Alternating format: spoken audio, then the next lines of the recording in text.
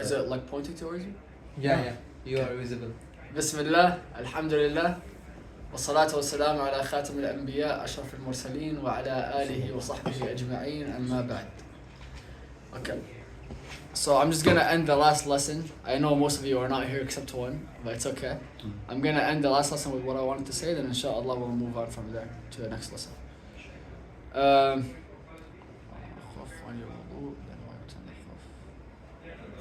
Okay, so this question is, you'll find it to be weird nowadays, but this is actually a question that a lot of scholars debated upon, is what if you put on a khuf or a sock, like a jawrab, or a imama, or a khimar for the woman, then you made wudu, you put it on, then you know how we said it's for the person, like say you wear socks, okay, you have 1 day and 1 night to wipe upon it, and if you're traveling you have 3 days and 3 nights. We already went through all these, right?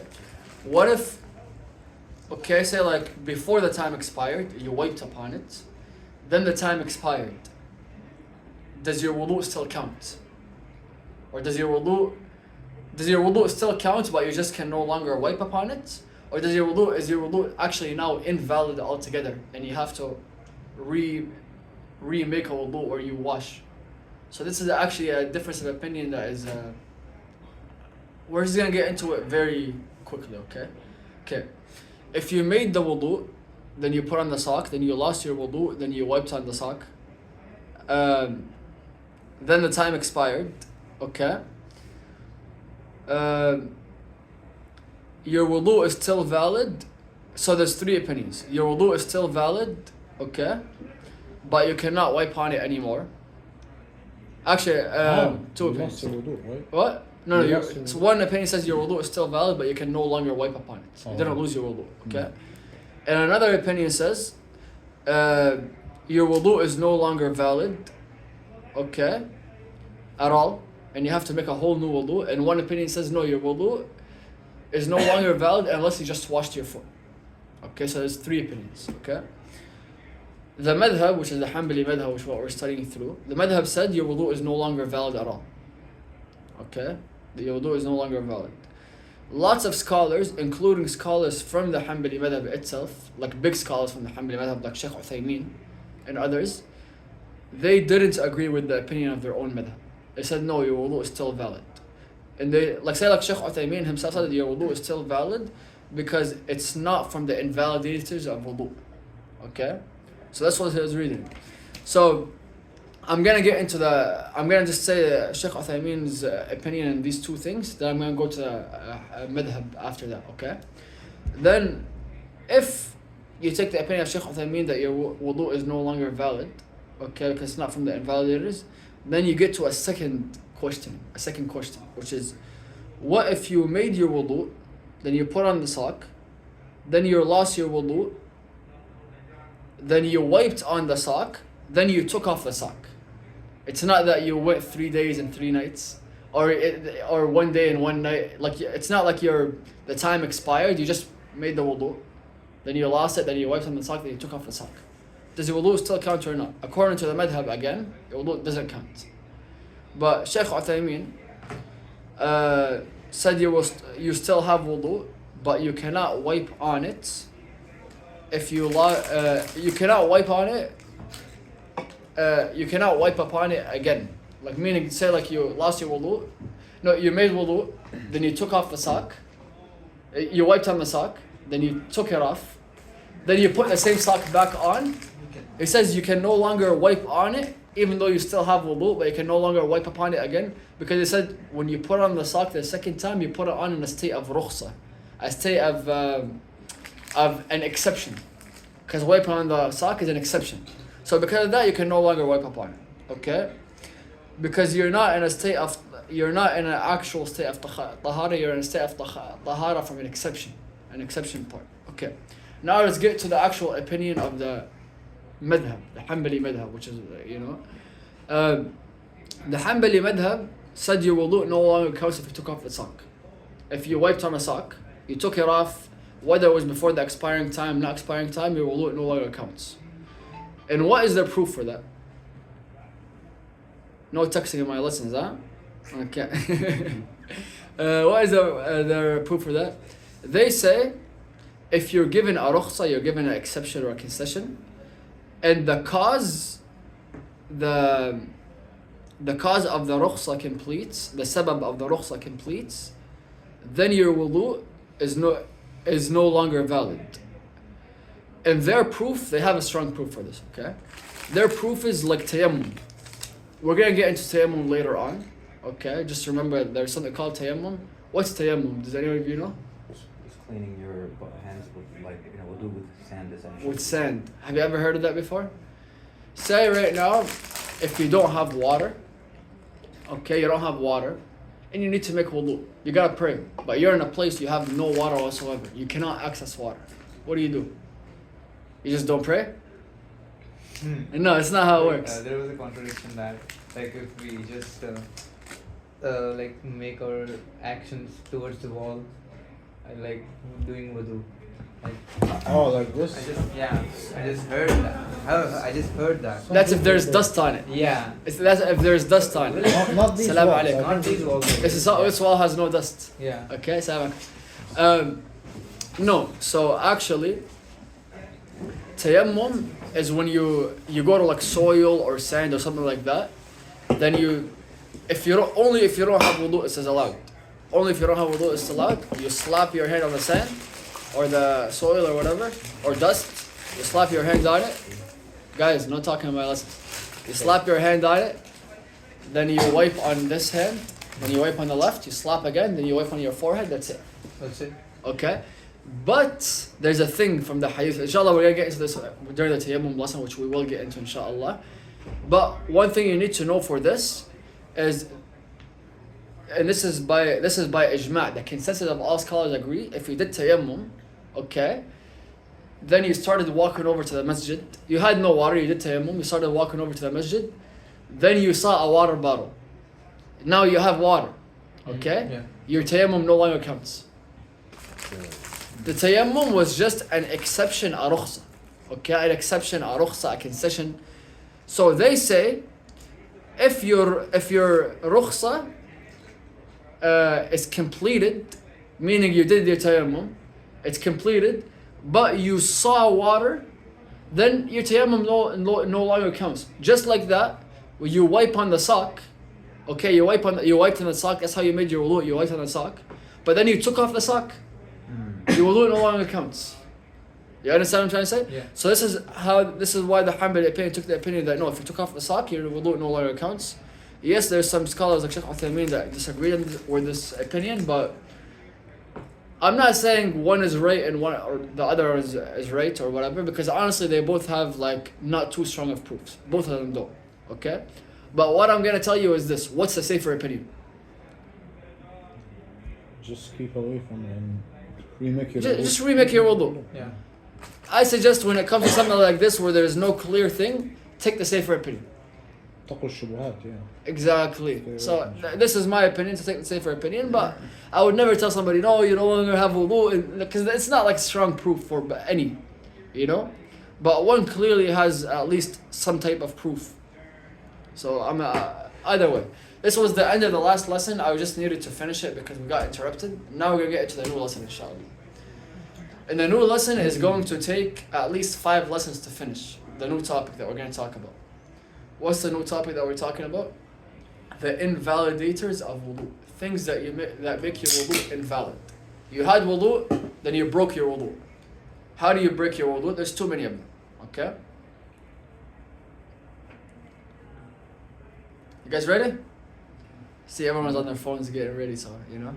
Anyways, first I'm just going to tell you some of what the book says, then we'll get into the proofs after. Okay? What this book says, to be specific, which is Zad al-Mustaqna, they say anything that comes out of the sabilain. The sabilain means 2 paths. Is that clear? Like the front path and the back path. Anything that comes out of the sabilain, whether it's najis or tahir. Whether it's impure or pure. Because there's things that can come out of the sabilain that are pure and things that are impure. Najis means Okay? pure. Najis is impure. Tahir is pure. I'll give you an example. what we say by pure and impure is not things that we think are disgusting or things that we think are clean. No, we get that what's pure and impure, we get that from our religion, what we mean by pure and impure. You understand what I'm trying to say? Like boogers, if I, take my booger and I wipe it on you, you might think, hey, this is disgusting, it's not clean. But it's not impure in the religion. The booger itself is not impure. Okay? There are things that are pure and things that are impure in the religion. It's not about what I feel is pure and what I feel is impure. Okay? Just to be clear. Okay? So, but this book says whatever that comes out of the sabilain, okay? The two paths, whether it's pure or impure. Okay? Breaks your wudu. Okay?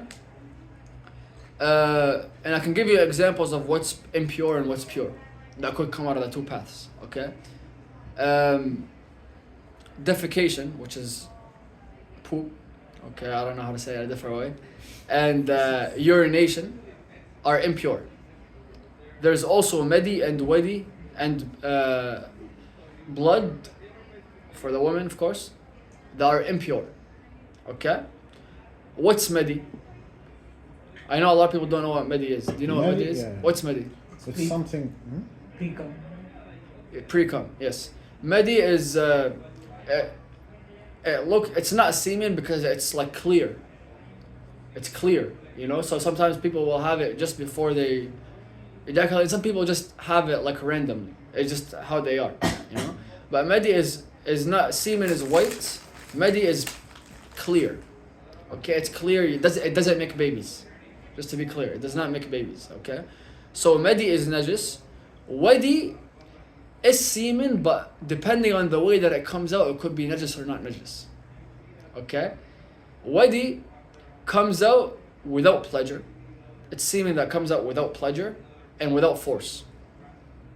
Okay? Without force or pleasure, this type of semen is najis. And this type of semen, you're not really having baby with it because the only way you're going to have baby is if you're intending and there's pleasure involved. So this is najis. Okay? And also blood is najis. This is from the hadith. We'll get into all that later. These are examples of najis things that invalidate your wudu when they come out of the two paths.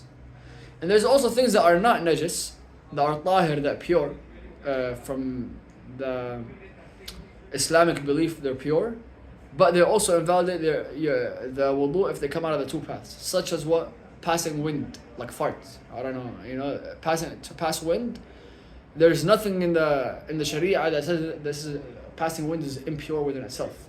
That says that this thing is impure, but it does break your wudu. Okay? Or many, which is the semen that comes out with pleasure, or something like that. Many is pure because this is what makes you. This is what makes human beings. Human beings are pure, right? They're not so. And also, like some people might have tapeworms that come out of their behind. This is tapeworms are not impure within themselves, but because they come out of the two paths. This part has a bit of a difference of opinion. I'll get into all that later. Or we might not, we'll see, okay? But either way, tapeworms are, this is also impure, right? So, anyways, let's get into some proofs. Wait, I have a question actually. What about sleep? Does sleep also count as breaking wudu, I've been told? Yes. There's some differences of opinion. Inshallah, we're going to get into that in a few lessons. Okay? What was I didn't reference it, but the ayah in the Quran, إِذَا جَاءَ أَحَدَكُم مِّنَ الْغَائِطِ, or something like that. Pull it up. Because I want to get the exact wording.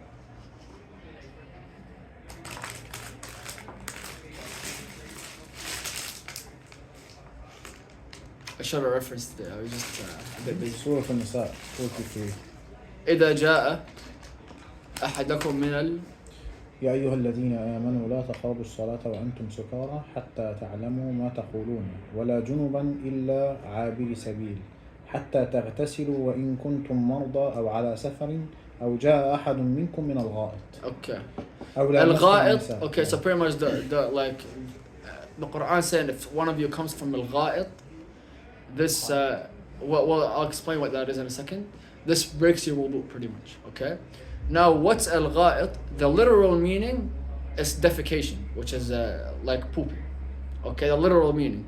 But the scholars of interpretation said, yes, this is the literal meaning, but this also applies for everything that has to do with going to the bathroom, including wind and passing wind, like farting, and also urination, okay? Like Imam al-Qurtubi said, though al-gha'it means defecation, it also means qada al-haja, which is like answering the call of nature, okay?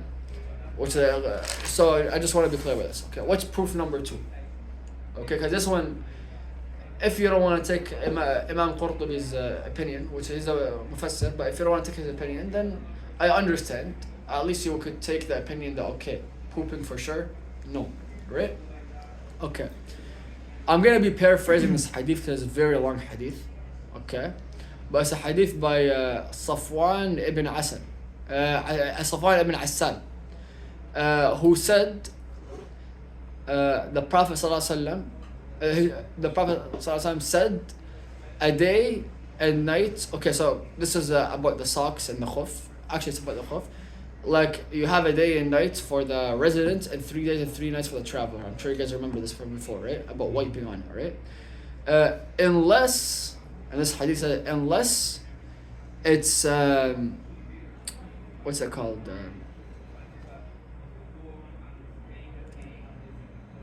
It's unless it's like hadath al-akbar, which is major hadath, meaning things that you would need ghusl for, things that you would need a shower for, okay, like semen or whatever, right? So, because that would require ghusl for other things. So what he said is this, okay?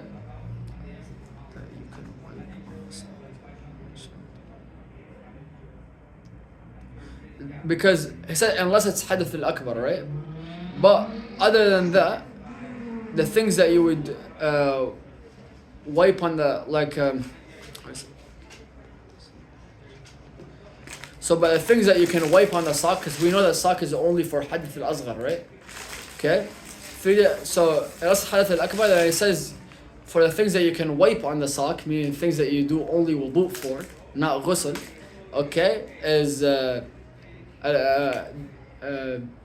what comes from the back, defecation, and al-bawl, which is urination, and sleeping.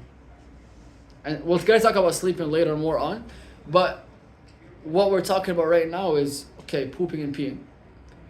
This hadith shows that you can wipe on the sock for these things. And if you wipe on the sock, we know that wiping on the sock is only for wudu, not for ghusl. So this shows that these things break your wudu. So now we got urination in there also, and also sleeping, but we'll talk about the sleep of the night later, or is it small sleep or a lot of sleep? This is later on, okay? And this, either way, this hadith was recorded in Musnad Imam Ahmad and graded to be sahih by Ibn Mulaqqin, where he graded in his book called Al-Badr al-Munir, okay? The book that he says it's authentic, right? Okay. Also, we have another proof, okay?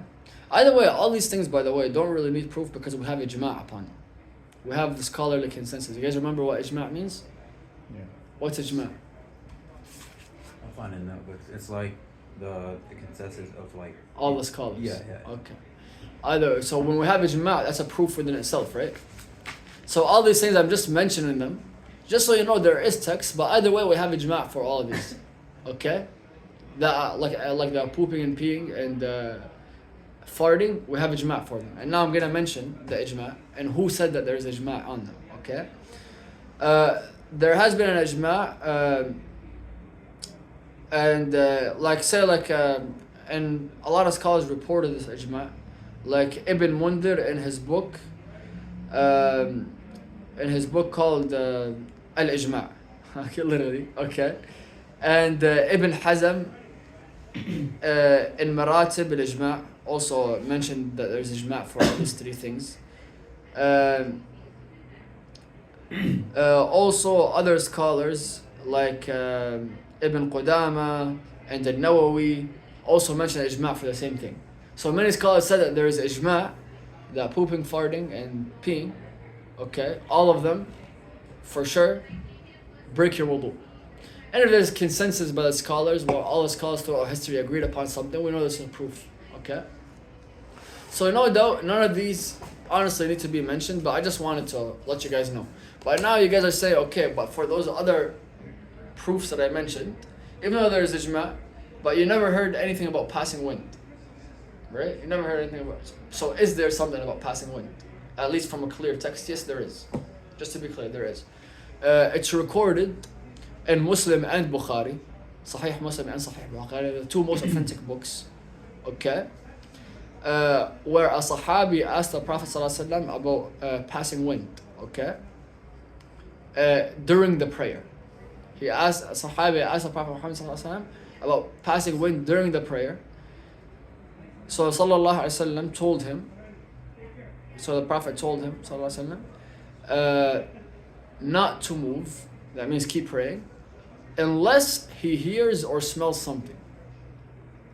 Because sometimes the devil will try to make you think that you did it because he doesn't want you to complete your prayer. So he'll get into your head. So the Prophet ﷺ told him, if you hear, you smell something, then you leave. Like this means it breaks your salah. You don't move unless you hear and smell something. So if you heard and smell something, what does that mean? Your salah is broken, you have to make wudu. Because the only time you're allowed to break your salah is if you broke one of the preconditions for salah, such as wudu, right? So this shows that no, actually passing wind, and there's also other hadiths from Sahaba themselves explaining this more. But I just wanted to be clear that there is something from the Rasul that says this, and there's ijma, and there's a hadith from the Sahaba also. And there is a hadith explaining how you get out of the prayers, right? Like you put your hand on your nose, like to act like you're bleeding, because some people might get shy about, oh, if I leave, everybody's gonna know I farted. And if you're imam, someone cover you. Right? Yes. This is we'll get into that later on, like way later on. But either way. So it's like real question. So it's like you can only break it if there's doubt in your head about it. Then don't. If there's doubt, you're like, oh, I'm not sure if I actually farted or not. No, don't. Okay. Because there's something called like yaqeen, certainty. Okay? If you keep like overthinking about simple things in the prayer or in wudu or in the deen, and you don't act based upon certainty, some people, this gives people OCD. Yes. Okay? And this could be like a cause for OCD. So the scholars made it very clear that you should not do that. Like say like right now, we're about to go pray Isha. Then this brother right here, Ahmed, he starts saying, man, I know I made wudu, but I'm not sure if I broke my wudu. But now I have to walk like 5 miles down there just to get myself some water, just so I can make wudu, then he made his life so much harder. No, brother, you're certain that you made wudu, you're not certain that you broke it. You go based on what you're certain of. You're certain you made it, you're not certain you broke it. If you're certain you broke it, it's a different thing. You're certain you made the wudu, then khalas, why are you acting based on uncertainty? Act based on the certainty that you see, that you have. So act based on the certainty. Okay. Yes. So, is this clear? Yes. Alright. Okay, so I can't remember where I was. Okay, either way, I want you guys to remember this hadith that we just mentioned. Later when we talk about is bleeding najis or not. Okay? I want you guys to remember this hadith. And this hadith, how it ends, the Prophet Muhammad ﷺ said, like, if you heard or smelled something, then you hold your nose. You don't hold you hold your nose acting like you have a nosebleed. So because people might get shy of, oh, people know I farted, so you hold your nose as if you had a nosebleed and you leave. You understand what I'm trying to say? So this shows, later we'll come back to it, okay? Either way, what about al-madi? Okay, what we said, like pre-cum or that which is clear, that comes out. It has like no smell or anything, like it's just, okay. First of all, does this break your wudu or not? Or is it najis or not? First of all, it's not a building block for humans, okay? Many I just want to say what it is first, right? Al-madi is like, that's what it is. Many, just like we said earlier, it's what makes humans. Then wadi is also semen, but it comes out without pleasure or force. Okay. Then two of these are najis. Many, which is the sperm that comes out with pleasure or whatever, is not najis. Okay? And najis also means impure, just to remember, for you guys to remember. What's the meaning of madi in English? Madi is like pre-cum. Pre-cum? Yeah, okay. Now, does madi break your wudu? Okay, yes, it does. What's the proof? You guys, of course, all know Ali ibn Abi Talib, radiyallahu anhu. May Allah be pleased with him. He used to have a problem, okay? And his problem was he would have madi all the time. It just would keep coming up. It's just like pre-cum, it's clear, it's not like the semen that you're thinking. For him, it would come out a lot, okay, randomly. And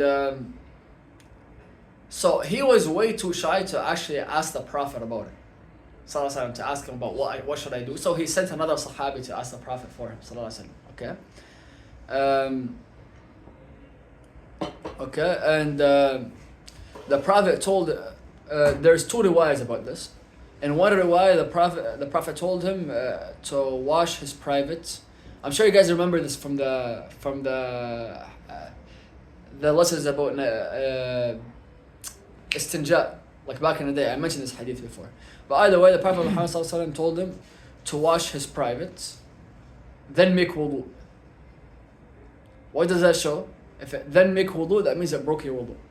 In another narration, he told him to sprinkle on it like some water, so he doesn't keep overthinking it, then make wudu.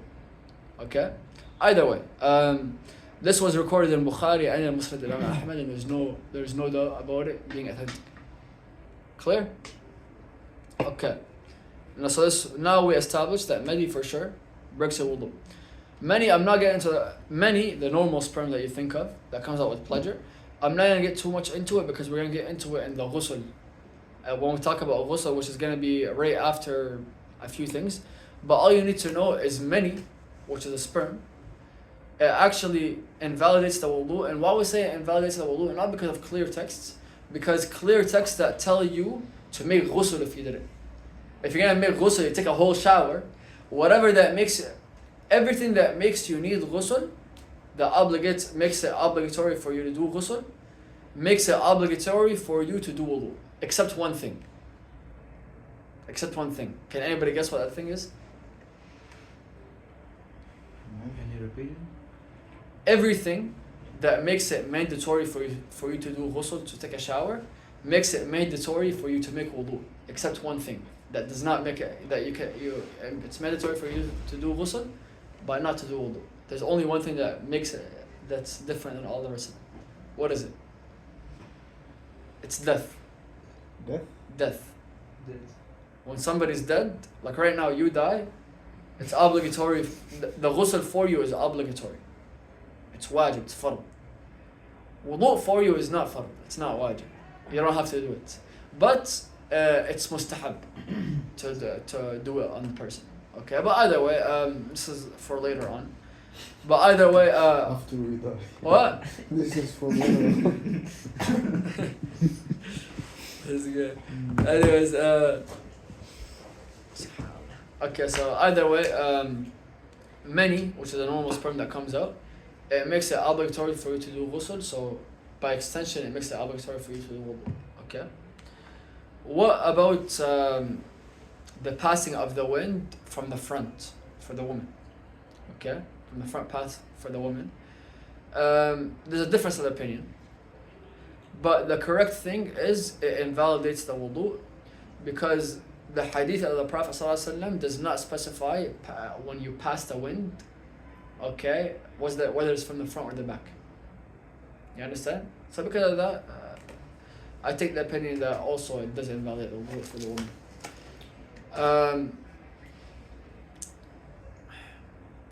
What if the urine or the defecation comes out of the body but not from the two paths? Like surgery. Some people they have a bag, you know, like after so it depends. You get what I'm trying to say? So what about that? Does this invalidate your wudu or does it not invalidate your wudu? Okay. Okay.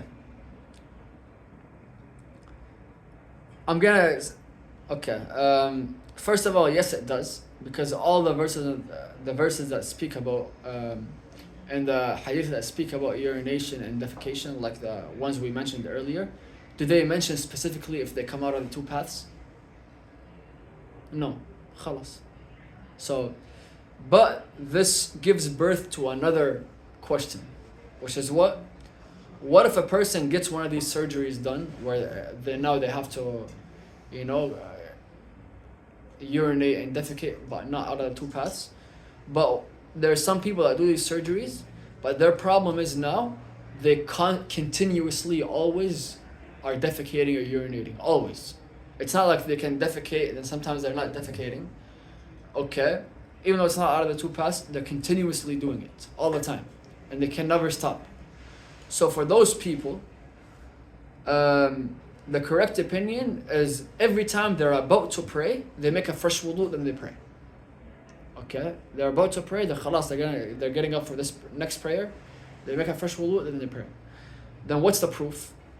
Fatima radiallahu anha, which is the daughter of the Prophet Muhammad sallallahu alaihi wasallam, she asked the Prophet about blood that continuously flows from a woman and not from menstruation. It's not from period. It's just blood that continuously flows for her, right? She asked the Prophet ﷺ about what she should do for that, because it's continuously flowing. What did she do? So he said ﷺ, make a fresh wudu before every salah. Is this clear? So you make a fresh wudu before every salah, it's okay. So for the person that's continuously defecating, continuously peeing, it's out of their control, so they just make a fresh wudu before every salah and this is okay, inshallah. Okay? So we used qiyas for this, but it's pretty clear. Okay. Now we get into a whole different thing. If I'm going to say 3 opinions, then we'll get into it, okay? If a large amount of najasa, that which is impure, comes out of the body, not from the two paths, does it invalidate the wudu or not? Okay? There's 3 opinions. Opinion number 1 says yes, it invalidates the wudu. And opinion number 2 says it does not invalidate the wudu. And opinion number 3 says yes, even if it's a smaller or a big amount, it doesn't matter. Can you repeat? The question is, if a large amount of something that is impure, of something najis, comes out of the body, not from the sabila, not from the two paths, does it invalidate the wudu or not? One opinion says yes, one opinion says no. One opinion says yes, even if it's a smaller or a big amount. You guys ready? Okay, but this was not really specific, right? Like let's give an example, then we'll go through the examples. It's easier, right? Okay, one example I'm gonna give is about vomiting or puking or throwing up. I don't know, maybe some don't know some of the words. Okay, what about vomiting? We're gonna get into this later about what's najis and what's not najis, but vomit is najis. Okay. Now, if you vomit, does this break your wudu? Okay. Now we have one opinion, which is the opinion of the Shafi'is, the Shafi'i madhab. Okay. The Shafi'i madhab said no. Vomit does not break your wudu, and Shaykh Uthaymeen also took this opinion. Okay. And they said there is no proof that is clear that that vomit does break your wudu. Okay? Who says yes? We're getting into it. Shafi'i madhab said no. Okay. Okay. Said no, it does not break your wudu. Vomit does not break your wudu. Now we have the Maliki madhab, the Maliki school of thought, which said if the puke or changes in the stomach, so you can no longer tell what it is, it changes in the stomach, then you throw it up, even if it's not a lot, even if it's very little, this breaks your wudu. Then they used qiyas, they used the analogy to say this is like defecation. Okay? Then the Hanafi madhab and the Hanbali madhab said if it's a lot of vomit, then this invalidates the wudu.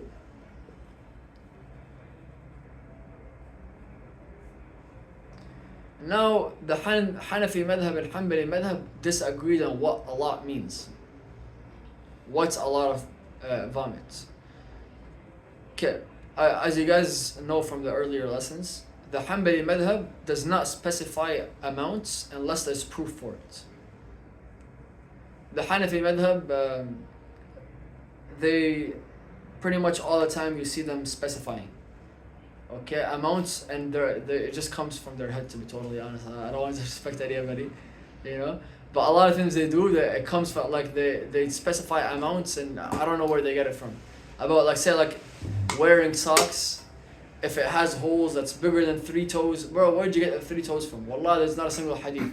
If you're wearing the socks and you walk for 3 miles, if you can walk for 3 miles without it cutting, then you can wear those socks and wipe on them. But if it's less than 3 miles, brother, where'd you get the 3 miles from? Wallah, you'll never find where these numbers come from, you know?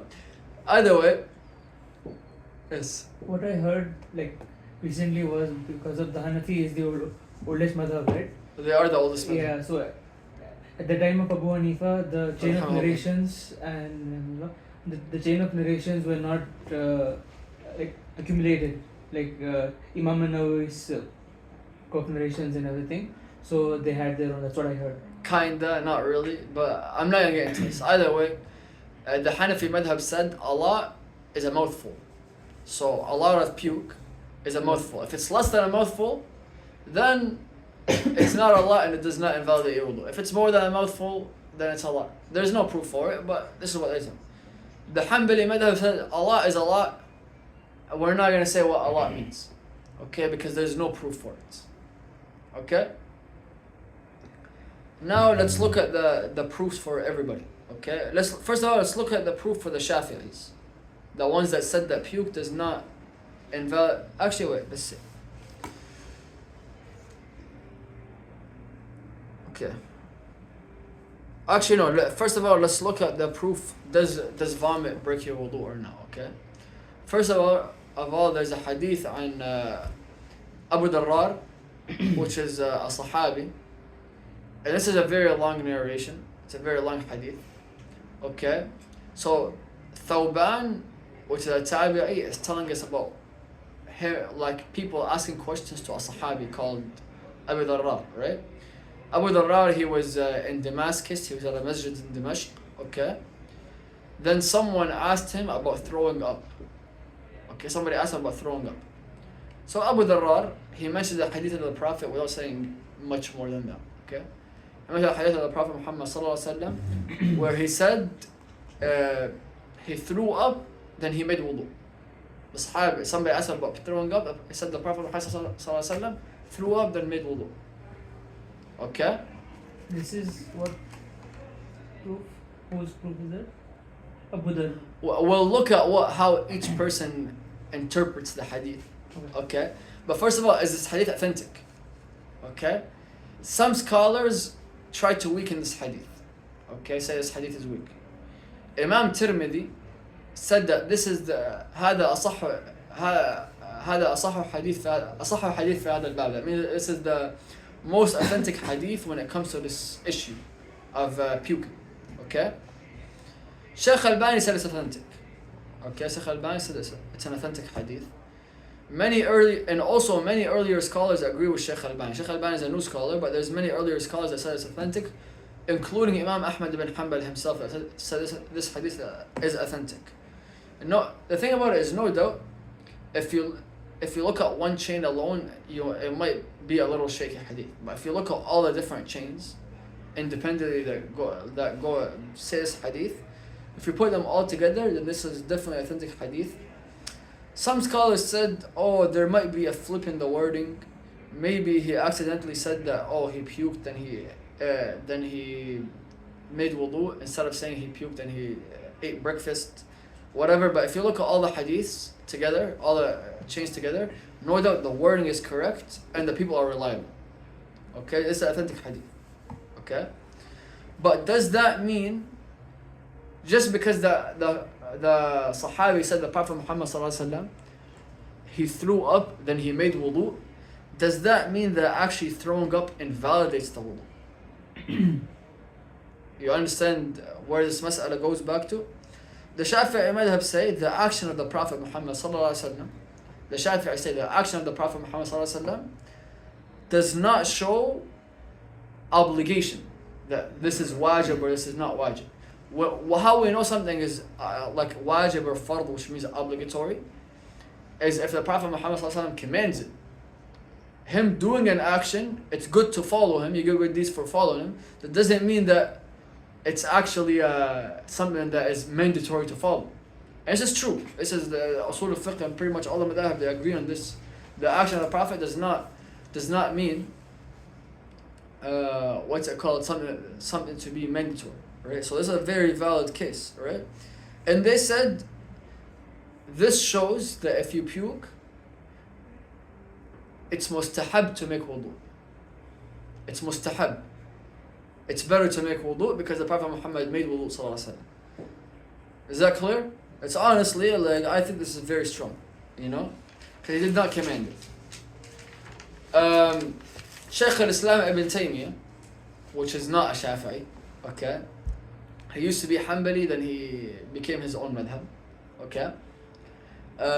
Shaykh al-Islam Ibn Taymiyyah said, vomit is najis because the Prophet Muhammad sallallahu alaihi wasallam, he washed after it the way he would wash after something najis.